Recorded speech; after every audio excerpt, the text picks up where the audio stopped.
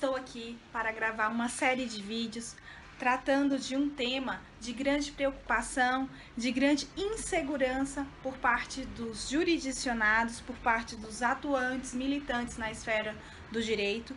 Estou aqui para falar sobre a reforma trabalhista. Eu já escrevi um livro, Os Comentários da Reforma Trabalhista, um livro pequeno, onde disponho de alguns pontos que foram objeto de mudança, com base também na interpretação dos enunciados da segunda jornada de direito material e processual do trabalho, e também trago os acréscimos feitos pela medida provisória 808 de 2017, que está por vias de cair ou não.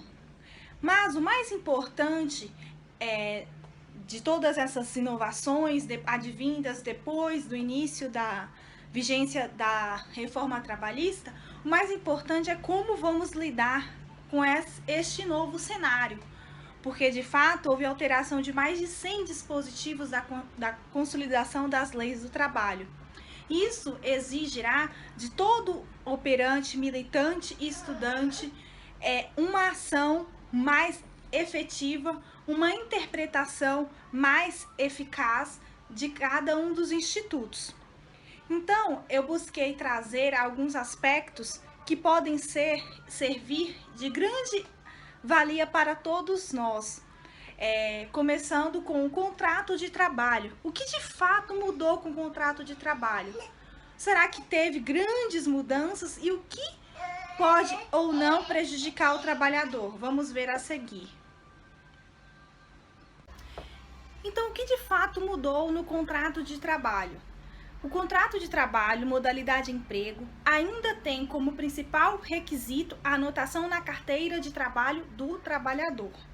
As demais modalidades de trabalho, inclusive as que foram inseridas com a reforma trabalhista, como o trabalho intermitente, exigem para sua formalização a forma escrita. Daí então nós entramos nas modalidades de contrato de trabalho que permanecem inalteradas.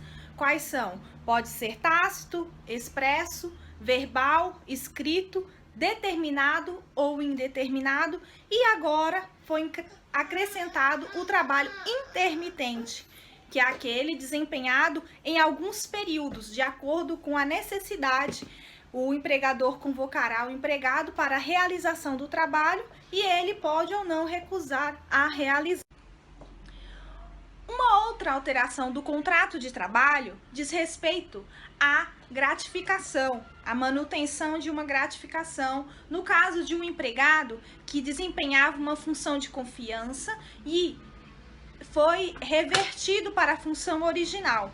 Nesse caso, a lei não assegura que seja mantida essa gratificação de função, o que vai de oposição à súmula do TST, segundo a qual, se o empregado for detentor de cargo de confiança acima de 10 anos, deverá ser mantida a gratificação se ele for revertido. Com o novo texto legal, isso não ocorrerá mais, independente inclusive do motivo, né? Aí nós temos uma situação que deve ser levada a judiciário e se formos aplicar o texto de lei, essa gratificação não será mantida, né? Então, nós temos argumentos tanto para o empregado quanto para o empregador.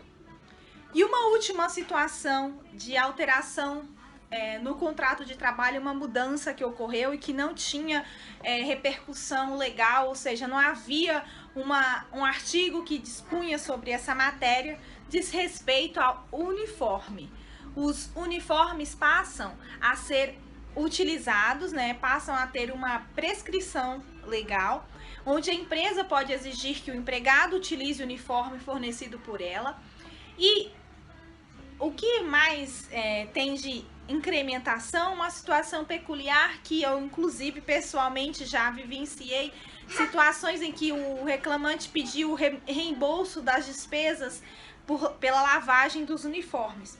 O legislador cuidou de estabelecer que, se tratando de uma lavagem simples, não haverá que se falar em um ressarcimento de despesas. de modo que, se for necessário uma lavagem mais complexa, fora dos padrões normais, aí sim o empregador deverá custear. Uma outra preocupação também é possível constatar com base no enunciado da segunda jornada de direito processual e material do trabalho, diz respeito à utilização dos uniformes, de modo a não violar os direitos da personalidade, do artigo 20 do Código Civil. Isso me faz lembrar um restaurante que é famoso até então, que havia 3 unidades, aí eu fui pesquisar, só tem uma agora aqui em São Paulo, onde as garçonetes usam roupas, digamos assim, de líderes de torcida, né? Aí fica um parêntese se essa utilização é prejudicial ou não à empregada, né? Isso são matérias que serão demandadas judicialmente e aí vai caber ao julgador dizer se sim ou não e aplicar, se o caso, danos morais. Então é isso, pessoal. Até mais. Se gostou, dá um like. Embaixo eu deixo um resumo do que foi dito. Também o link do livro na Amazon, se você quiser. E um abraço. Siga-nos nas redes sociais. Tchau.